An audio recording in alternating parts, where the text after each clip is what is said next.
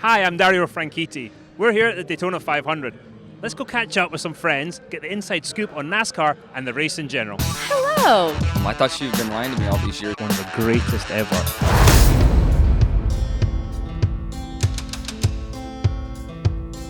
Well, we're here at Daytona. This track with so much history.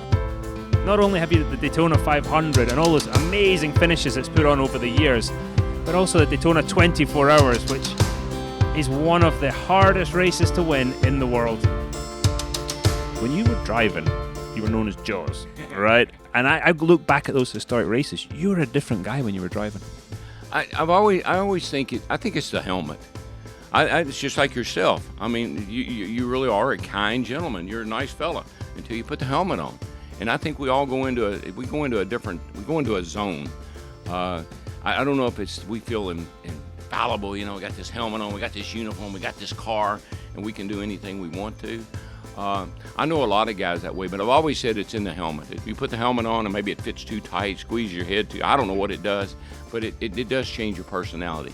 And you become very aggressive, and you become a competitive, and you'll knock the hell out of somebody if you have to win the race. I almost thought that when I was racing in England and living there that I wasn't brave enough because we would go to Thruxton. And Thruxton's so fast, you know, like all the corners are wide open, and I was always slow. And I thought, maybe I'm just not brave enough. And when I came to the States and the car was more comfortable for me, and I could get into the corner with comfort, I realized that actually that's not the case. So anyway, I appreciate that, but it's always a work in progress. But I learned that I'm actually brave enough, at least. Yeah, I will tell you something. Bravery is not an issue here. Trust me. You have won the big races. You're like Daytona 500, Brickyard 400, but Daytona 24 Hours. You got a lovely Rolex watch, but you don't, in my opinion, you don't get the respect you deserve. Why is that? I don't know. I really don't care about that. When I look back at the races I've run or my career, I really don't even think about the wins. I'm actually more astonished at the amount of starts that I have. When I look back at some of the guys that I looked up to in racing, and they would show stats and say maybe they had 300 starts or 350 starts, and I look at the fact that I'm like 600 or something now. It's mind-boggling because I don't feel like I've been here that long. And when I look at the amount of years that I've been in NASCAR, it's unbelievable. No, you are starting to get old, you know that. Yeah, I can see some gray showing up there, but I'm not retired yet, though. I'd like to point that out. Though close. So you got to drive the F1 car. Was it everything you'd hoped? Was it as cool as you thought it would be? A little bit more than that, I would say. The braking is insane. I mean, the force you have, the G-force, the acceleration, the cornering speeds, and everything happens so fast, you really don't have much time to think about it. How many laps before your neck gave out? Let's say a good 4. It's amazing, though, isn't it? You train so much, you get in the car and your head just, after so many laps, you're done. Yeah, I mean, I spent months training and preparing, and they're like, oh, you'll be just fine. Okay, great. 4 lap. You know, it's getting a little heavy out here. But we managed to do 1,000 kilometers, so it wasn't the end of the world. That's pretty good. What was the hardest thing about building a team for you? I mean, you've built some amazing teams through a lot of forms of motorsport. What's the hardest thing for you? The hardest thing in motorsports is you know, there are rule changes or times that come along when you have to put money into the system, whether it's, I say, like putting coal on the fire, you know, and those times don't always coincide with when you have available funds to do that with, and that's the challenge, you know.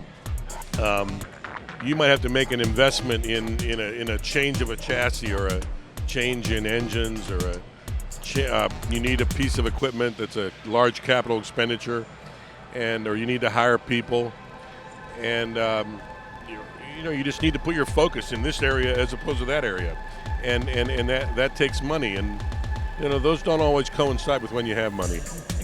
How big was that relief when you won that first Cup race? We were cheering. I was in Scotland and I was cheering you on. It was awesome. Yeah, thanks. It was just a big relief. You know, I think I probably ran second close to 7 or 8 times before I finally got that first win. And you know, it was big. It was a big win at the time because we weren't going to make the chase last year unless we got a win, and we got that win, you know, 3 races before the chase started. So it was just really good, and we had some, you know, more good runs after that. Just came up a little short. So hopefully this year will be good and we can get back to victory lane. How are you feeling about the chances in 2017? I feel good about it. Yeah, I feel like everybody's worked hard over the off season. We had a good test at Phoenix, which is not one of my best tracks at all, and we were one of the quicker cars there. So as long as we can, you know, be good on like the downforce stuff and the mile and a halves, I think we'll have a really good shot at, you know, running, you know, top 5 and 10s, and when you can run consistently up there, I think wins will come as well. First thing, I come bearing gifts. Got a helmet for you. I've owed you this for about 4 years. We do a helmet swap. I like to swap helmets with drivers I admire, and there's nobody I admire more than this guy. So, yeah, 2010 helmet. You and I had a pretty decent year that year, didn't we? Not a bad year at all. I thought you'd been lying to me all these years that the helmet was coming, and to have this means the world to me. It does to you as well. And we all take a lot of pride in the helmets we wear, and to see Greg on the back. And I never had a chance to meet him, unfortunately.